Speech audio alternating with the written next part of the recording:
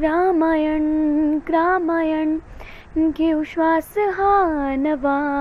ग्रामायण ग्रामायण घेऊ ध्यास हा नवा. ग्रामायण ग्रामायण. नमस्कार. ग्रामायण प्रतिष्ठान नागपूरतर्फे मी नरेंद्र गिरीधर तुम्हा सर्वांचं मनपूर्वक स्वागत करतोय. सर्वप्रथम ग्रामायण बद्दल जर तुम्हाला माहिती द्यायची झाली तशी विशेष माहिती द्यायची गरज नाही, कारण ग्रामायण प्रतिष्ठान हे आज सगळ्यांनाच माहीत झालेलं आहे. ग्रामायणचा मूळ उद्देश असा आहे की समाजातील दोन घटक, एक ज्याला सुरुवात करायची आहे आणि दुसरा ज्याच्याजवळ दानत आहे की जो सुरुवात करण्याला काही देऊ शकतो आहे, अशा दोन बिंदूंची गाठ घालून देणं आणि त्यातून एका प्रवासाला सुरुवात होणं म्हणजे ग्रामायण. आतापर्यंत आपण सेवागाथा आणि ज्ञानगाथा असे दोन ग्रामायणचे सदर पाहिलेले आहे. ज्ञानगाथाचे 8 पुष्प आपल्या समोर सादर झालेले आहे. त्याला तुमचा घवघवीत असा प्रतिसाद मिळाला आणि त्यातून अनेक उद्योजक ज्यांना उद्योग क्षेत्रामध्ये यायचं आहे, स्वतःचा व्यवसाय करायचा आहे, त्या ज्ञानगाथेतनं अनेक उद्योजक तयार होतात आहे. आज जे एक नवीन पुष्प आम्ही आपल्या समोर सादर करतोय किंवा ज्या नवीन सत्राला सुरुवात होते ती म्हणजे उद्योग गाथा. आणि उद्योग गाथा म्हटलं की नागपूर क्षेत्रातलं एक सुप्रसिद्ध असं नाव श्री हेमंत अंबासेलकरजी. एक मोठं नाव आहे, यशस्वी उद्योजक म्हणून, सामाजिक कार्यकर्ते म्हणून आणि तसंच समाजातल्या विविध घटकांना मार्गदर्शन करण्याचं काम हेमंत अंबासेलकरजी करतात. या नावालाच मुळात एक वलय आहे. मनपूर्वक स्वागत करूया आजच्या या उद्योग गाथेत श्री हेमंत अंबासेलकरजी यांचं. नमस्कार सर, मनपूर्वक तुमचं ग्रामायणमध्ये स्वागत करतो. आपणच आपला परिचय, आपलं नाव हीच एक मोठी ओळख आहे, तर मला असं वाटतं की तुम्ही तुमचा परिचय इथे सर्वांना करून द्यावा. मी नागपुरातच जन्म झाला 1958 पासून आणि तेव्हापासून जवळपास नागपुरातच आहे. फक्त काही थोड्याशा काळासाठी सरकारी नोकरीसाठी मी बाहेर गेलो होतो. नागपुरात BE केलं, इंजिनिअरिंग केलं. त्यावेळेला इंजिनिअरिंगला ताबडतोब नोकरी मिळाली. आमच्या वेळा आमच्याजवळ 3-3, 4-4 अपॉइंटमेंट लेटर्स राहायचे. परंतु मला लहानपणापासून अशी स्वप्न पडत राहायचे की काहीतरी मशीन चालू आहे, मशीनमधनं काहीतरी प्रोडक्शन होत आहे. आणि त्यामुळे मी नोकरी 5-7 वर्षानंतर नोकरी सोडून दिली. सरकारी नोकरी लागली होती. सरकारी नोकरी सोडून तुम्ही? सरकारी नोकरी सोडून, पण त्यावेळेला पगार किती होता तुम्हाला आश्चर्य वाटेल, 1900 रुपये पगार होता. मी नोकरी सोडली. सर्वांनी या गोष्टीची नोंद घ्यावी की सरकारी नोकरी सोडून उद्योगाकडे हेमंतजी वळलेले आहेत. उद्योगाकडे येताना माझ्याजवळ फार कमी पुंजी होती. 30,000 रुपये माझ्याजवळ उरले होते प्रॉव्हिडंट फंडाचे. अच्छा. तर काय करायचं, आम्ही एक छोटंसं प्लास्टिकचं युनिट सुरू केलं होतं. म्हणजे इंजिनियर झालो होतो, प्लास्टिकचं छोटंसं घरगुती युनिट सुरू केलं. सगळ्यात महत्वाचं म्हणजे ज्यावेळेला घरून बॅकअप चांगलं मिळालं की नाही करायचं पाहिलं जाईल आणि एका छोट्याशा जागेत घरच्याच एखाद्या खोलीत सुरू करावं, तसं आम्ही छोटा उद्योग सुरू केला. आणि मग त्याच्यानंतर रबर ट्रेनिंग झालं. रबर ट्रेनिंग नंतर मग काम वाढलं. आमचं टेक्निकल बॅकअप असल्यामुळे आमचे रबरचे प्रोडक्ट्स हिटाचीला अप्रूव्ह झाले, आनंद हिटाचीला. जपानमध्ये गेले. मी शिकायला कुठे बाहेर जाऊन ते रबर टेक्नॉलॉजी शिकून आलो आणि असं होता होता बुटीपूरला शिफ्ट झालो. आणि मग बुटीपूरला गेल्यानंतर मला शिक्षणाची आवड होती. मग त्याला ME बाय रिसर्च अजून काही काही आम्ही करत राहिलो शेवटपर्यंत. आणि शिक्षण आणि माझं उद्योग हे दोन्ही सतत बरोबर चालू होतं. आणि अशा प्रकारे ओळख म्हटली तर अतिशय छोट्या प्रमाणात मोठ्या प्रमाणात जाताना ज्या ज्या अडचणी आल्या, मी मध्ये पुस्तक लिहायचा सुद्धा प्रयत्न केला त्याच्यावर. तो पुस्तक लिहायचा झाला नाही, परंतु तिथल्या उद्योग संघटनेमध्ये हळूहळू एंट्री करून मी त्याचा अध्यक्ष झालो. आणि येणाऱ्या अडचणी, सगळ्या अडचणी आमच्याकडे रेफर व्हायच्या. काय अडचणी येतात तर त्यातली सगळ्यात मोठी अडचण मला ही जाणवली की कसं सुरू करावं, काय सुरू करावं. मग त्या दृष्टीने आम्ही काही सेंटर ऑफ एक्सलन्स वगैरे बनवले. त्याची एक फिल्म आम्ही तुम्हाला नंतर दाखवणार आहोत. आता सध्या मी व्हॅल्युअर म्हणून, फायनान्समध्ये कन्सल्टंट म्हणून, सर्वेअर म्हणून आणि एक उद्योजक म्हणून असे 4-5 प्रकारची कामं करतो. आम्ही एक कामात कधी विश्वास नाही ठेवला. नेहमी 5-6-8 कामं करत राहिलो. म्हणजे एक बंद पडला तर दुसरा बंद पडला तर तिसरा आपलं चालू राहतो. कोविडमुळे आम्हाला तसंच त्याच्यातून फायदा झाला की एक बंद पडला, थर्मोकोलवरती बंदी आली. तर माझं म्हणजे असं एक होतं की नेहमी एकाच्या ऐवजी 4 पायांवर उभं राहा. बहुआयामी व्यक्तिमत्व आपल्या समोर आहे. बघा की माझ्या अनेक प्रश्नांचा उलगडा सरांनी त्यांच्या परिचयामध्येच आपल्याला इथे करून दिलेला आहे की केवळ एका व्यवसायावर निर्भर न राहता अनेक व्यवसाय त्यांनी केले आणि आज जे काही ज्या शून्यातनं म्हणजे निश्चयाचा महामेरू इतका पक्का होता की एखाद्या छोट्याचा वृक्षाचा आज विशालकाय महावृक्ष त्यांनी केलेला आहे. अनेक क्षेत्रांमध्ये ते कार्य करतात आहे. सर, मला असं विचारावं असं वाटतं की साधारण एक सुरुवात करताना म्हणजे स्वप्न जे तुम्ही म्हटलं, तर माझा एक असं आहे की स्वप्न पाहण्यापेक्षा प्रोसेस करणं जास्त कधी चांगलं. म्हणजे नुसतं स्वप्न, कारण स्वप्न जत्रेसारखी बहुरंगी बहुढंगी असतात, ती चांगलीच दिसतात, पण ती प्रत्यक्षात उतरवण्यासाठी म्हणून जे प्रयत्न करावे लागतात. तर आज उद्योग क्षेत्राकडे जेव्हा एक युवा वळायचा विचार करतोय, आज वाय वरती एक युवा उभा आहे असं आपण समजतो. म्हणून की शिक्षण पूर्ण झालेलं आहे, नोकऱ्या तितक्या प्रमाणात उपलब्ध नाही आहे आणि आज ग्रामायण ही एक संस्था अशी आहे की उद्योगाबद्दल माहिती यांना व्हावी आणि त्यातनं उद्योजक निर्माण व्हावे. तर या उद्योगाकडे वळताना कशा पद्धतीने सुरुवात केली पाहिजे याचं मार्गदर्शन पुढे तुम्ही केलं तर बरं होईल. याच्यामध्ये उद्योजकाची स्वतःची अंतरप्रेरणा म्हणजे एंटरप्रिनर हा इंग्लिश वर्ड आहे, याच मराठी आपण अंतरप्रेरणा म्हणू की ज्याला पहिले आपल्या आतून असं सुचलं पाहिजे की मला काही करायचं आहे. अलसस्य कुतो विद्या म्हणतात, आळशी माणसाला काहीच मिळत नाही. त्यामुळे ज्याच्या मनातनं इच्छा आहे ना, आतून इच्छा आहे ना, त्याला नक्कीच काहीतरी दिसतं आणि क्वचित दिसतं. माझा अनुभव असा आहे आता इतक्या वर्षाचा की हे स्वप्नातच दिसतं आणि म्हणून एक झोपलं पाहिजे उद्योजकांनी आणि स्वप्न पाहत राहिले पाहिजे आणि जे स्वप्न पाहिले ते लिहून ठेवले पाहिजे. कारण की त्या स्वप्नामध्ये त्यांनी जे पाहिलं असतं ना, त्यातल्या कधी कधी आयडिया इतक्या विविध आणि इतक्या समोरासमोर घडणाऱ्या घटना दिसतात की आपण विसरूनही जातो. आणि त्या घटना जर लिहून ठेवल्या तर त्या दुसऱ्या दिवशी लक्षात राहतात, दुसऱ्या तिसऱ्या दिवशी त्या ऍक्शनही सुरू होते. आणि काय करावं हे प्रत्येक युवाच्या मनात असतं, मला हे करायचं, मला हे आवडतं. कारण की आई वडिलांनी त्याला ढकलणं की नाही तू इंजिनियरच हो किंवा तू डॉक्टरच हो, अशापेक्षा मुलाला जे वाटतं त्याच्यात तो जास्ती यशस्वी होतो. आपण पाहतो की आजकाल आई वडील नाही माझ्या मुलाला 80% मार्क 90% मार्क मिळाले पाहिजे म्हणून त्याला नको तो विषय शिकवत राहतात. त्याच्यापेक्षा त्याला जे करावं असं वाटतं ते जर करू दिलं तर मला वाटतं तो स्वतःहून त्या मार्गाला लागतो. तेव्हा उद्योजकांनी काय करावं हे त्याच्यावर सोडून देणं महत्वाचं आहे. उद्योजक हा मॅन्युफॅक्चर नाही करत आहे, तो जन्मजात त्याच्यामध्ये असे काही गुण असतात तेव्हा फक्त उद्योजक होतो. परंतु एका गुरुची त्याला नक्कीच कधी ना कधी गरज पडते. गुरु नेहमीच आध्यात्मिक असतो असं नाहीये, तर ह्या क्षेत्रामधला जो आहे त्यातलं पूर्ण ज्ञान असणाऱ्या व्यक्तीला गुरु करणं खूप महत्वाचं. मी जे म्हणतोय की वाय या वळणावर आपण जेव्हा उभं असतो आणि कुठल्या रस्त्याने जाऊ जेणेकरून आपलं कुठे आपण पडणार नाही आणि पडल्यानंतर जर उठायचं कसं ह्याचीही जी शिकवण आहे त्यासाठी एक गुरु लागतो. जे काही आज अंबासेडकरजी वगैरे कामं करतात आहे, अनेक उद्योजकांना जे मार्गदर्शन करणं आहे.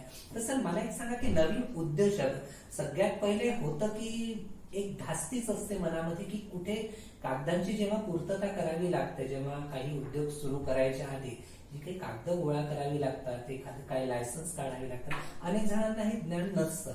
तर अशासाठी कुठल्या कुठल्या वेबसाईट्स आहेत का किंवा आपल्याकडनं त्यांना काही मदत होऊ शकते का?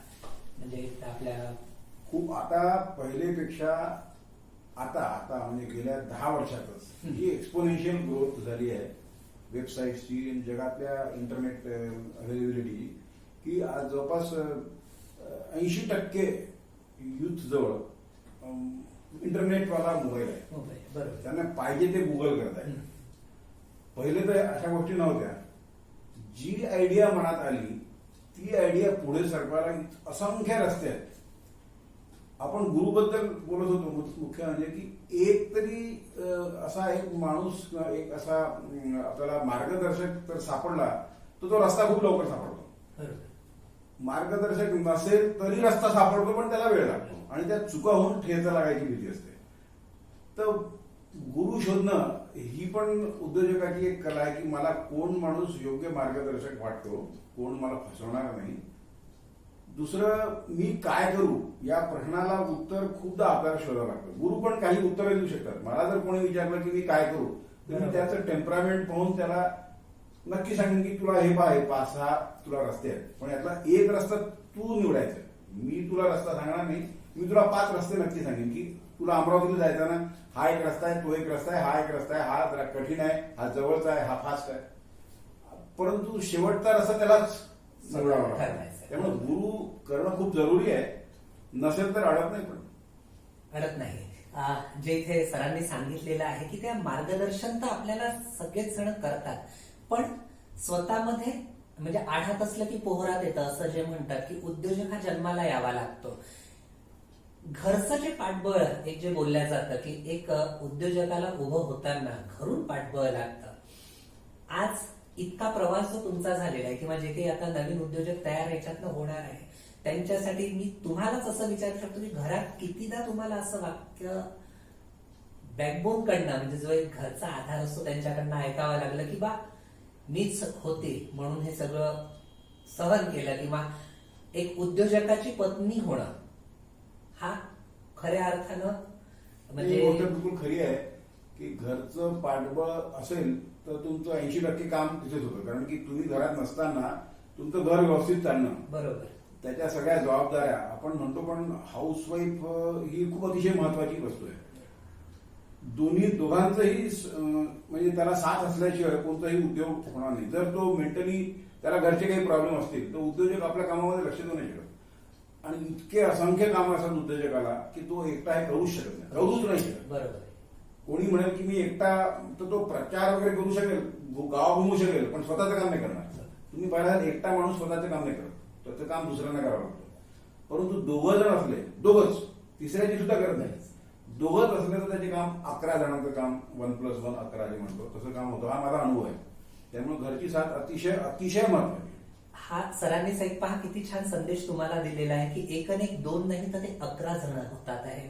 हा खऱ्या अर्थाने एक जमेची बाजू आहे मार्गदर्शन करणाऱ्या गुरूंची, की ज्यांनी आपल्याला हा किती छान एक तुम्हाला त्यांनी एक सोप्या शब्दामध्ये सांगितलं की वन मॅन आर्मी असते बघा, आपल्याला एक उभं करायचं असतं आणि मग त्या अनुषंगाने हळूहळू सगळं वाढत जातं. सध्याचा जो काही एक काळ आहे ज्यामध्ये मेक इन इंडिया ही एक संकल्पना रुजू घातलेली आहे पंतप्रधानांकडनं म्हणा किंवा बाकी सगळ्यांकडनं, जो काही त्याला एक पाणी टाकलं जात आहे. तुमच्यासारखे मार्गदर्शक लोक आहेत. अनेक नव्या संधी सर उपलब्ध झालेल्या आहेत. तर काही नव्या संधी तुम्ही एक प्रेझेंटेशन जे आहे त्यामध्ये जे तुम्ही मला सांगितलं, तर या नवीन संधींवरती काम करताना ह्या लोकांना सरकारकडनं, तुमच्याकडनं किंवा त्यांची स्वतःकडनं काय मदत होऊ शकते की जे अनेक नवीन सेक्टर ओपन होतात आहे की ज्यामध्ये उद्योजकांना नवीन संधी मिळू शकते आहे? म्हणजे मला असं वाटतं की पहिले जो उद्योजक आहे त्याच्या मनामध्ये ही कल्पना की मी काय करणार आहे ही रुजवणं अतिशय जरुरी आहे. एकदा त्याच्या मनात आलं की मी फूड सेक्टरमध्ये जाणार आहे, की मी सर्व्हिस सेक्टरमध्ये जाणार आहे, मी टेक्सटाईलमध्ये जाणार आहे, मॅन्युफॅक्चरिंग करणार नाही आहे, विक्री करणार आहे, ट्रेडिंग करणार आहे, हे ठरवा. एकदा तुम्ही आपली आवड किंवा त्याला आपण काय म्हणू पॅशन, मला हेच करायचं आहे, हे एकदा ठरलं ना तर बाकी खूप सारे रस्ते आपण उघडतो.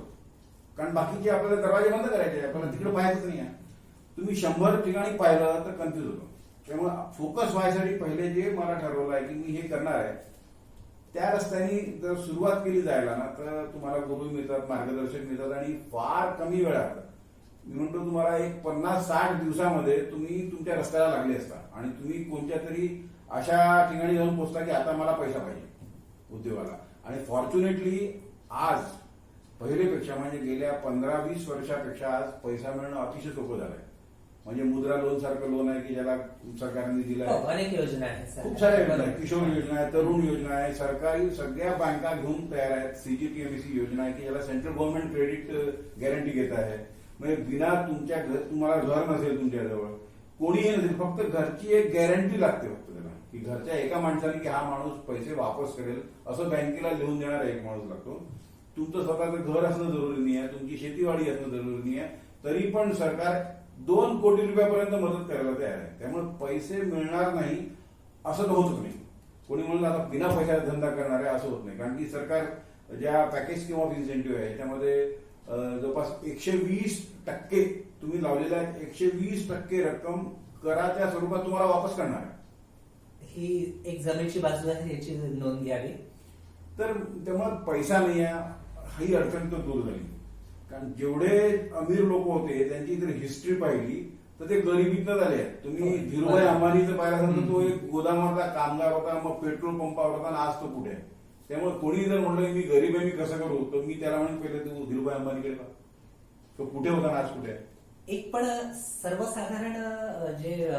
सर्वसाधारण कुटुंबातून जे लोक येतात त्यांना एक सर्वात पहिली धास्ती तीच असेल. आज तुम्ही हे जितकं ठामठोकपणे सांगितलं किंवा सरकार किंवा बँका तयार आहे, पण ही कागदपत्र त्यांच्यापर्यंत घेऊन जाण्याची पहिल्यांदा जी तयारी करावी लागते, इथेच एक थोडस तयारीलाच माणूस कच्चा ठरतो की ते कागदपत्र त्या पद्धतीने त्यांच्याजवळ तयार नसतात आणि मग बँका कुठल्या तरी कागदासाठी म्हणून अडवून धरतात आणि मग एक खच्चीकरण होतं की बा अरे पैसाच उभा होत नाहीये, व्यवसाय कसा करायचा. नाही, आता हे सगळं ऑनलाईन झालंय. तुम्ही जे म्हणता ना, पहिले सगळं कागद लिहावं, हाताने लिहायला बसायची, लिस्टी मग मशिनरीची लिस्ट बनवायची, याला सबमिट करा.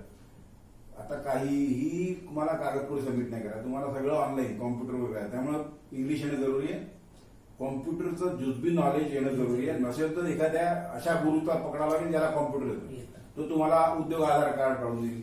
मग पोल्युशन कंट्रोल बोर्डाचं पहिलं सर्टिफिकेट घेऊन देईल की बा उद्योग चालू करायला पोल्युशन कंट्रोल बोर्डाची हरकत नाही. कारण इथे सगळ्यात पहिले आपल्या इथे जी गाडी अडते सध्या या प्रोटोकॉलमुळे की या उद्योगाने काही पोल्युशन तर नाही होणार.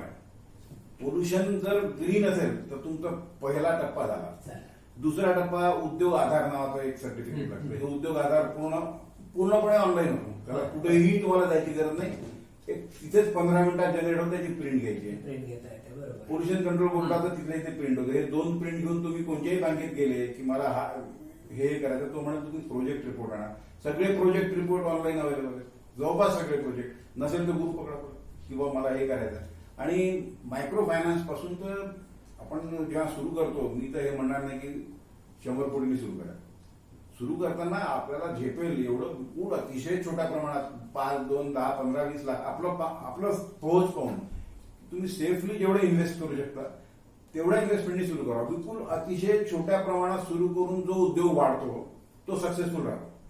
मोठ्या प्रमाणात घेतला की तो डुबतो, हा अनुभव आहे. एक साधारण आता तिकडेच येत होतो की अशीच एक मानसिकता आहे की पहिले 0, 1, 2, 3 असं होतं. आताच्या पिढीला असं की 10, 20, 30, 40 ही जी सवय आहे, तर हा जो सरांनी एक सांगितलेला आहे की 0तनं सुरुवात करा, छोट्यातनं सुरुवात करा, हळूहळू त्याला वाढत जातं. त्याचं मूर्तिमंत उदाहरण आपल्या समोर आहे की अतिशय छोट्या पुंजीतनं व्यवसायाला सुरुवात सरांनी केलेली. मी सुरू केलेला पहिला प्रॉडक्ट हा 4 पैशाचा होता.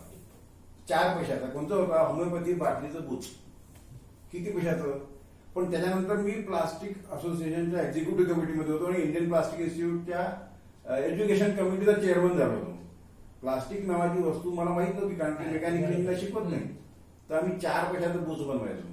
तिथून शिकवायला रबर नावाचा आर नव्हता माहिती, पण मी रबर टेक्नॉलॉजी शिकून आलो आणि आमचं रबर प्रॉडक्ट हिटाचीने अप्रूव्ह केलं. ही एक खरंच कौतुकास्पद बाब आहे बघा की कुठलाही म्हणजे घरचं व्यावसायिक पाठबळ नव्हतं असं मी म्हणेन. व्यावसायिक तुम्हाला पाठबळ नव्हतं, कारण मुळात तेव्हा जे होतं तेव्हा नोकरपेशा वर्गच असा होता की ते एक सुरक्षित जीवन होतं. पण उद्योगाकडे वळताना सरांनी स्वतःच्या हिमतीवर आणि आणखीन दुसरी एक त्यांनी सांगितलेली, जर तुम्ही लक्ष देऊन ऐकत असाल तर, सतत शिकत राहण्याची प्रवृत्ती बघा की स्वतःचं पूर्ण शिक्षण झाल्यानंतर की प्लास्टिक क्षेत्रामध्ये जर आपल्याला जायचं आहे, उत्पादन करायचं आहे, तर त्याचंही पूर्ण अद्ययावत प्रशिक्षण सरांनी घेतलं. अशा अनेक संस्था असतील माझ्या मते की ज्या बऱ्याच जणांना माहिती नसतात की तुम्हाला जे उद्योग करायचे आहेत. खूप संस्था आहे सर, आणि खूप सारे असोसिएशन आहे, खूप सारे इन्स्टिट्यूशन्स आहेत आणि सतत सेमिनार होत असतात, सगळीकडे प्रोग्राम होत असतात. उद्योजकाला दिसत राहतात ते की इथे प्रोग्राम आहे, कार्यक्रम सुरू आहे, जाऊन बसलं पाहिजे. थोडासा खर्च असेल 100-200 रुपये तरी जाऊन बसलं पाहिजे. नॉलेज वेस्ट होत नाही. आम्ही थर्मोकोल सेंट्रल इंडियामध्ये पहिल्यांदा सुरू केलं. आणि कसं सुरू केलं, एक दिवस सेंटर पॉइंटला एक कार्यक्रम होता एक्सपॅन्डेड पॉलिस्टेरीन वरती. मला हे माहित नव्हतं की एक्सपॅन्डेड पॉलिस्टेरीन म्हणजे काय. म्हटलं हा काय कार्यक्रम आहे. मी जाऊन बसलो, तर म्हटलं हे तर आपल्याला करायचं आहे. त्याला भेटलो, त्यांनी ट्रेनिंगला बोलवलं, विशाखापट्टणमला गेलो, ट्रेनिंग घेतलं. म्हटलं हे तर फक्त 15-20 लाखात सुरू होतं.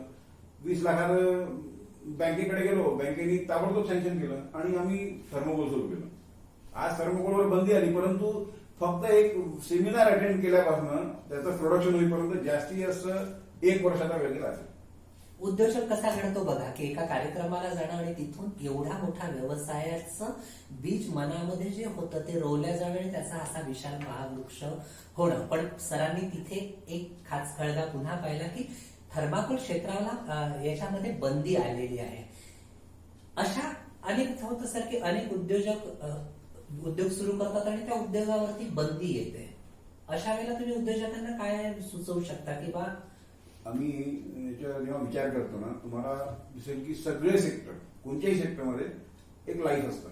बरोबर. नागपुरात टाटा मिल आली, 50-60 वर्षानंतर बंद होते. बरोबर. हो. आज तुम्ही जर अशी लिस्ट करू म्हटलं की 50 वर्षापासून सुरू असलेले उद्योग किती आहे, 5 नाही सापडणार. कारण की प्रत्येक उद्योगाचं एक लाईफ असतं की साधारण 50-60 वर्षानंतर तो उद्योग बदलतो, नवीन स्वरूप येतं, जुना उद्योग अक्षरशः गुंडाळावा लागतो. परंतु हे बदलत राहणाऱ्या उद्योजकांनी सुद्धा त्या वेळेबरोबर बदलत राहावं. की मला जेव्हा माहित आहे की प्लास्टिकवर बंदी येणार आहे, थिन फिल्म बॅग्सवरती बंदी आली, त्यांनी थिक सुरू केल्या. आम्हाला माहित आहे की आता थर्मोकोलवरती आम्ही पाहिलं की बंदी, आम्ही थर्मोकोलचे ते प्रॉडक्ट्स बंद केले. अल्टरनेट प्रोडक्ट शोधावं लागतं की पण हे नाही करणार का, म्हणून एका वेळेला 4 पायावर 5 पायावर उभं राहणं हे अत्यंत आवश्यक असतं. 4-5 पाहिजे सर म्हणतात इथे की जरी तो उद्योग बंद झाला तरी कुठेही माणसाने न डगमगता, कारण 4 पाय होते, हे 4 पायावर उभं राहण्याचं म्हटलं गेलेलं की त्या व्यवसाय जर बंद झाला तर त्यातनं आपल्याला दुसरा कोणता करता येतो. 24 तास उद्योजकांनी कार्यरत असावं असं तुम्ही याच्यामध्ये एक कल्पना अशी आहे की प्लंबर झालं पाहिजे. प्लंबर म्हणजे तुम्ही असे पाईपलाईन जोडले पाहिजे आपल्याकडे की त्यातनं पाणी पडत राहील. फक्त बकेट घेऊन धावलं तर पाणी भरता नाही येत, पण तुम्ही पाईप लावून ठेवलं तर त्या पाईपलाईन मध्ये टपकत काही ना काही पाणी जमा होतं. त्याला एक प्लंबर ऍक्टिव्हिटी म्हणतात. किंवा एक bucket carrier activity. Bucket carrier म्हणजे एकच काम करून त्यातून पैसे कमवणार. तसा एक रिक्षावाला आहे, तो रिक्षा ज्या दिवशी चालू आहे त्या दिवशी पैसे कमवेल. परंतु मी 10 रिक्षा घेतले आणि 10 रिक्षा भाड्याने दिले तर एक नाही चालला तरी बाकीचे 9 रिक्षा माहीत चालत राहतील आणि त्या 9 रिक्षांमधनं मला 1-1 रुपया कमायला पण 9 रुपये मिळतील. डॉक्टर खूप चांगला सर्जन आहे, तो सर्जननी ऑपरेशन केलं तरच त्याला पैसे मिळतात. परंतु हॉस्पिटल चालवणारा जो मॅनेजर असतो त्याला 10 डॉक्टर आणून त्याला पैसे आणून देतात. त्यामुळे एक डॉक्टर नसला तरी काही फरक नाही पडत. तेव्हा प्लंबर ऍक्टिव्हिटी ज्याला असतं, म्हणजे आपण जसं एखादी एजन्सी चालवणं, त्याच्यानंतर आपलेच अशी टीमवर्क करणं की तुम्ही झोपले असले तरी तुमचं काम चालू आहे, पैसे उधारी देणं किंवा बँकिंग करणं, मायक्रो फायनान्स करणं, तुम्ही झोपल्या तरी तुमचे व्याज येत राहतात. तेव्हा असे उद्योग आपल्याला सतत विचार करत राहावा लागतो की आपोआप पैसे कसे येतील. आपोआप तुम्ही काम नाही केलं तरी पैसे येणार आहे. या ऑर्गनायझेशनला मॅनेजमेंट म्हणू आपण आणि प्लंबर ऍक्टिव्हिटी म्हणू. जो प्लंबर ऍक्टिव्हिटी करतो हे सगळे अमीर लोक आहेत, इतके श्रीमंत लोक आहेत, यांना पुष्कळांना तर आपल्या फॅक्टऱ्या कुठे हे माहिती नाही, परंतु त्यातनं पैसे त्यांना येत असतात. कोणत्याही श्रीमंत माणूस तुम्ही पाहाल तो त्याच्या ऑफिसमध्ये बसला दिसणार नाही, तो पुढचा विचार करत असतो. तर हे सगळे अमीर लोक जगातले हे सगळे प्लंबर आहेत. कोणीही बकेट कॅरियर नाही आहे, कोणी सुपर स्पेशालिस्ट नाही आहे, कोणी खूप शिकलाही नाही आहे. त्यामुळे शिक्षणाचा आणि पैशाचा हा संबंध नाही, मॅनेजमेंटचा आणि प्लंबिंग ऍक्टिव्हिटीचा. तुम्ही 5-6 ऍक्टिव्हिटी 10 ऍक्टिव्हिटी करून आपल्याकडनं त्यातनं कसा थोडा नफा लिगली कसा कमवू शकता, हे जो बिल्डअप करतो तो एकदम स्टेबल राहतो. तो घरी बसला राहतो, काही काम करतो तरी त्याचा उद्योग चालू असतो. किती छान असं सरांनी सांगितलं बघा हे की यशस्वी कसं व्हायचं. असं छोट्या याच्यात म्हणजे एक फ्लो जरी बंद झाला तरी बाकी ठिकाण म्हणजे थोडं येत राहणार, त्यांनी ही गाडी सुरू राहणार. असं कधी असं झालं का की बा असं एखादा प्रोजेक्ट आपला बंद झालेला आहे, अनेकदा नैराश्य येतं. कारण असं असतं की बा एक आपलं स्वप्न असतं आणि ते ड्रीम असं स्वप्न पूर्ण होत आहे आणि मग त्याला असा तडा जातो आहे. मग अशा याच्यावर तुम्ही मात करून मग स्वतःला असं छान जे असतं ना, आम्ही लाईव्हली तुम्हाला पाहतोय की किती छान तुम्ही सांगितलं की थर्माकोल सारखा इतका मोठा उत्पादन क्षेत्र जर बंद झालं तरी तुम्ही छान असं सांगितलं की तो जरी बंद झाला तरी माझे दुसऱ्याकडे म्हणजे हा व्यवसायातला जिवंतपणा असं मी म्हणेन की तो मग कसा तुम्ही हा लाईव्हलीनेस तुमच्यात कुठून आणला. म्हणजे प्रत्येक उद्योजकामध्ये ही प्रॉपर्टी असते की तो शून्यातनच जग निर्माण करतो. बरं. माझा असा एक मित्र मला माहित आहे की जो दोन्ही पायानी अधू आहे, त्याची पूर्ण फॅक्टरी एकदा नाही 2दा जळली. अच्छा. परंतु आजही तो परत तिसऱ्या फॅक्टरीमध्ये काम करून राहिला आणि चांगले पैसे कमवून राहिला. 2दा पूर्ण जळलेली दोन्ही पायानी अधू असलेला पोलिओ झालेला एक उद्योजक आमच्याजवळ बुटीबुर्लाच आहे, त्याला राष्ट्रपती पद सुद्धा मिळालं आहे, जयसिंग चौहान. सगळी तुम्ही ओळखता. तर त्याचे एक दिवस तुम्ही इंटरव्ह्यू घ्या. जयसिंगजी. तर उद्योजकाला तुम्ही कितीही नाहीसं केलं, तुम्ही सगळे प्रॉडक्ट बंद केले, काहीही करा, तो दुसरं काहीतरी घेऊन तो उभा होऊन जातो. एक प्रॉडक्ट बंद केला ना, ठीक आहे, तो दुसरं काहीतरी करेल. तुम्हाला ऑटो रिक्षावाले आता बंद आहे, तर भाजी विका सुरुवात केली त्यांनी. होय, हे एक छान उदाहरण तुम्ही दिलेलं आहे की बघा, कुठे रडत न बसता आणि प्राप्त परिस्थितीला समोरे जाऊन की हा उद्योग बंद आहे, आता आपण ज्यांचं काही विकलं जात नव्हतं त्यांनी आता आपले सॅनिटायझर विकास सुरुवात केली, कोणी मास्क बनवला. त्यामुळे उद्योजक जो असतो ना, कधी मरत नाही, त्याचे वर्ष संधीचा फायदा करतोच करतो. आणि त्याला संधी दिसतात, एक संधी गेली दुसरी मिळते, दुसरी गेली तिसरी मिळते. आता ही म्हणजे उद्योग क्षेत्रातली ही तुमची पहिलीच पिढी असेल, म्हणजे जी तुम्ही जिथून सुरू केलं. पुढची पिढी जी तुमच्या इथली याच्यामध्ये आली, तर जसं आता एक असं म्हणता येतं की वडिलांनी दोन केले, दोनाचे पुढच्या पिढीने 4 करायचे असतात. पण बरेचदा अनेक अशा अडचणी येतात की तो दिलेला आहे ते सांभाळणं मुश्किल होऊन जातं आपल्याला. आजच्या काळामध्ये सध्याचा काळ हा असाच झालेला आहे की याच्यामध्ये आपल्या उद्योगाला तेवढी गती मिळत नाहीये. पण नवीन सेक्टर खूप ओपन झालेले आहे, जे तुम्ही तुमच्या याच्यामध्ये आता यांना सगळ्यांना पीपीटी मध्ये तुम्ही दाखवणारच आहात की त्या क्षेत्रातल्या ज्या संधी उपलब्ध आहेत त्याच्यावरती कशा पद्धतीने काम करायचं. जसं आता तुम्ही त्याच्यामध्ये मी सांगतो, जर म्हणजे माझ्या नंतरचा हे कंटिन्युएशन हे व्हायचं जर असेल तर मला त्याला प्रॉफिटमध्ये आणणं जरुरी आहे. बरोबर. मी पाहिलं की मुलं केव्हा येत नाही धंद्यामध्ये. आता आपण खूप लोक ओरडतात की आमची मुलं यायला तयार नाही, ते नोकरीमध्ये 2 लाखाचं 10 लाखाचं 20 लाखाचं पॅकेज आहे, ते छोट्या उद्योगात यायला तयार नाही. परंतु मी पाहिलं की जर तुम्ही प्रॉफिटमध्ये असाल, दिसताय की बा हा धंदा प्रॉफिटमध्ये दिसतोय, तर त्या मुलांनाही पुढच्या पिढीला अट्रॅक्शन राहील त्याचं की बा हा चांगला व्यवस्थित सुरू असेल धंदा. काही लोकांनी काय केलं, डायव्हर्शन केल्यानंतर त्यांना मोठे लॉसेस झाले किंवा त्यांना त्यातनं नैराश्य आलं, मग त्यांचे मुलं सुद्धा यायला पाहत नाही. अशांचेच मुलं फक्त येत नाही ज्या धंद्यांमध्ये लॉसेस झाले. ज्या धंद्यांमध्ये प्रॉफिट आहे त्यांच्या पिढ्यानपिढ्या धंदा सुरू आहे. सोनाराच्या पिढ्या पाहिल्या तुम्ही, सोनार कमवतोच, सोनाराची पिढ्यानपिढ्या करतो. कॉटनमध्ये आपण जिनिंग वगैरे पाहा तुम्ही, तर 100 वर्ष जिनिंग चालू आहे, कारण त्यांना माहिती आहे कापूस घ्यायचा, जिनिंग करायचं, हे विकायचं, पैसा मिळतो. असे कितीतरी उद्योग असे आहेत की जे पिढ्यानपिढ्या चालू आहे, कारण त्याच्यामध्ये एक एस्टॅब्लिश प्रॅक्टिस आहे आणि त्याच्यामध्ये पैसा येतोय त्यांना.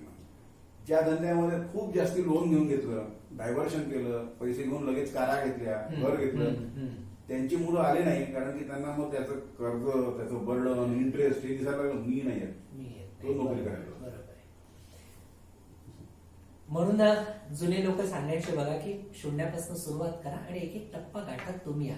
सरांनी आता जसं सांगितलं की बा लोन घेऊन घेतलं आणि ज्या काही मग ऐशारामाकडे जो एक आपण वळतो, त्या वळण्याची स्टेप आपल्याकडे, ते वळण आपल्या आयुष्यात येण्यासाठी तितकी मेहनत आज इतके वर्षाची तुमची आहे की ज्या आज ह्या सगळ्या लॅविशनेस जो आयुष्याला आलेला आहे, पण तरीही अजूनही तुम्ही 24 तास काम करत असता. एक उद्योजक म्हणून सतत जे तुम्ही सुरू असता, त्यामुळे हे सगळं हा इथपर्यंत तुमचा प्रवास आलेला आहे. किती वर्षांपासून तुम्ही या क्षेत्रामध्ये, उद्योग क्षेत्रामध्ये राहता? जवळपास आता 1986 पासून आहे, म्हणजे 34 वर्ष झाले. परंतु एक गोष्ट लक्षात, नेटवर्किंग किंवा जर तुमचं पोटात दुखत असेल काही, तर तुम्ही घराच्या वरती जाऊन ओरडा की पोट दुखत आहे, तर तुम्हाला कोणी ना कोणी एक औषध दिलंय. तुम्ही पोट दुखतंय कोणाला सांगितलं नाही तर कोणी तुम्हाला औषध देणार नाही. तसं त्या उद्योजकाचं त्याला ना नेटवर्किंग करत राहावं लागतं. जो भेटला त्याची थोडीशी जवळीक करून, वेळेवरती चपराशाला सुद्धा सलाम करतो आपण, तर ते आपलं काम कसं काढून घ्यायचं, मी काय, मी तर असा आहे, मी तर तसा आहे, याव ताव केला तो सक्सेसफुल होत नाही. बिझनेसमध्ये तुम्हाला गोड तोंडामध्ये साखरच पाहिजे आणि तुम्हाला त्यातनं सक्सेस मिळतो की नेटवर्किंग करत राहा, लोकांना भेटत राहा. कोण एखादा असा छोटासा माणूस तुमचं मोठं काम करून देईल हे कधी सांगता येते. खूप छोटासा माणूस कधीतरी खूप मोठं काम करून जातो. छोटीशी क्लिक असते त्याची, ती थाप तुम्हाला सापडते की अरे हा, ही तर मला संधी माहीतच नव्हती. असे अनेक हात तुम्हाला या क्षेत्रामध्ये मिळाले असेल, म्हणजे खूप हा सापडले. उद्योग जसं तुम्ही 1 आणि 11 जे मिळालं, तर असे अनेक हात तुमच्या सोबत असतील ज्यांनी हा उद्योग आज इतका तुम्ही भरभराटीला, किंवा एक आज जे तुमचं नाव आहे, म्हणजे वलय आहे तुमच्या नावाच्या भोवती, असं मी म्हणतो की याचं अंबासेलकरांचं नाव घेतलं की यशस्वी उद्योजक. मला खूप लोक क्रिटिसाइज करतात की हा एक ना धड 12 चिंता करतो. खरं सांगतो तुम्हाला, आता मग मला किंवा 10-12 कामं असे कसे करत राहतो, हेही करतो तेही करतो ते. म्हणजे हा एक प्रत्येकाचा स्वभाव असतो. आणि माझा विश्वास हा आहे की मी फक्त एक काम नाही करू शकतो. बरोबर. मी एक केलं की लगेच दुसरीकडे तिसरीकडे असं करून 10-12 कामांमध्ये हात टाकून ठेवतो. आणि मला हे लक्षात आलं की त्याला ऑटोमॅटिक मोडमध्ये टाकता येतं. जर उद्योजक असाल की एक काम सुरू केलं ते ऑटोमॅटिक वर चालू राहतं, दुसरं केलं ते सुरू राहतं, तिसरं केलं आणि तुम्ही परत 12वं काम करायला मोकळं होऊन जातं. ही मॅनेजमेंट थोडीशी टेक्निक आहे आणि ही होते. ज्यांनी केली आहे तेच लोक फक्त श्रीमंत झाले. एक खूप छान सबळ असा आधार ह्या ग्रामायण प्रतिष्ठानतर्फे आपल्याला लाभलेला आहे सरांच्या रूपाने, की 12 ठिकाणी काम करून प्रत्येक ठिकाणी यश संपादन करता येऊ शकतं. फक्त तुमची मॅनेजमेंट ही जी आहे ती अगदी योग्य रस्त्यावरती असावी, जेणेकरून कुठेही तुम्ही खाचखळगा तुम्हाला येणार नाही. आणि तो खाचखळगा आला तरी पुन्हा नव्यानं उभं कसं राहायचं याची पॉझिटिव्हिटी किंवा एक सकारात्मकता ही मुळात उद्योजकात असावी, असा हा संदेश आज आपल्याला इथे सरांनी दिलेला आहे. तर अतिशय छान असं तुमच्याकडनं मार्गदर्शन सगळ्या युवा पिढीला लाभलेलं आहे. मी आता उद्योजक म्हणून त्यांचा उल्लेख करू शकतो की तुमच्या ह्या मार्गदर्शनाने ज्या वायवरती हे उभे आहे की उद्योगाकडे वळायचं आहे की नोकरीकडे, तर आज एक तो त्यांच्या मनात जो निर्धार असेल तो आज कदाचित पक्का होऊन जाईल की उद्योगात अनेक संधी आहेत, फक्त आपल्याला त्या शोधायच्या आहेत आणि योग्य रस्त्याने एका गुरुचा हात धरून आपल्याला जायचं आहे. असे गुरु आज हेमंतजींच्या रूपाने आपल्याला लाभलेले. ग्रामायणमध्ये खूप गुरु असे आहेत की ज्यांना प्रत्येका एकेका फील्डमध्ये काही नॉलेज आहे. तर आपण ग्रामायणतर्फे हा एक कार्यक्रम नक्की, की ज्याला आज इच्छा आहे त्यांनी कॉन्टॅक्ट करावा, संपर्क करावा. आपण त्यांना नक्कीच मार्गदर्शन करू की तू याच्याकडे जा. याला म्हणतात दानं. मी सुरुवातीला जे म्हटलं की एका ठिकाणी गरज आहे, दुसऱ्या ठिकाणी दानं, या दोघांची गाठ घालणं हा ग्रामायणचा उद्देश. याच ग्रामायणातर्फे जी ज्ञानगाथा चालवली जाते त्यात आणखीन ही जी एक आहे उद्योग गाथा नव्यानं सुरू झालेली आहे. आणि या पुष्पाला जे सर्वप्रथम पुष्प जे इथे तुमच्या समोर सादर झालेलं आहे, इतक्या यशस्वी उद्योजकांनी त्याची पूर्ण जीवनगाथा तुमच्या समोर मांडली आहे. कसा उद्योगाचा वाढत गेला आणि एक विशिष्ट उंचीवरती आज अंबासेलकरांचं एक नाव आहे. तर ग्रामीण परिवारातर्फे मी मनपूर्वक तुमचे आभार मानतो की तुमच्या मार्गदर्शनाखाली ही नवीन पिढी उद्योजकांची तयार होईल. मी तुम्हा सर्वांना सांगू इच्छितो की उद्या इथे आपण ब्रेक घेऊ थोडासा. इथून एक सरांचं प्रेझेंटेशन आपण सगळ्यांनी पाहिलेलंच आहे. अनेकांच्या मनामध्ये काही शंका असतील, काही प्रश्न असतील. आपला उद्योग सुरू करण्यासाठी जे मार्गदर्शन लागणार आहे ते मार्गदर्शन आता आपल्याला सर करणार आहेत. सर पूर्ण वेळ तुमच्यासाठी उपस्थित आहे असं मी म्हणतो आहे की सर आता ऑनलाईन तर आहेच, पण ह्यानंतरही जेव्हाही तुम्हाला काही शंका असतील, काही मदत लागते आहे, त्याचं पूर्णपणे सर्वांच्या पाठीशी उभे आहे. सरांचा नंबर त्या प्रेझेंटेशन मध्ये तुम्हाला दिलेला आहे. तुम्ही केव्हाही सरांशी संपर्क साधू शकता. मी नरेंद्र प्रतिभा माधव गिरधर तुम्हा सर्वांची आता इथे रजा घेतो आणि तुमच्या सोबत सर उपस्थित आहे. धन्यवाद.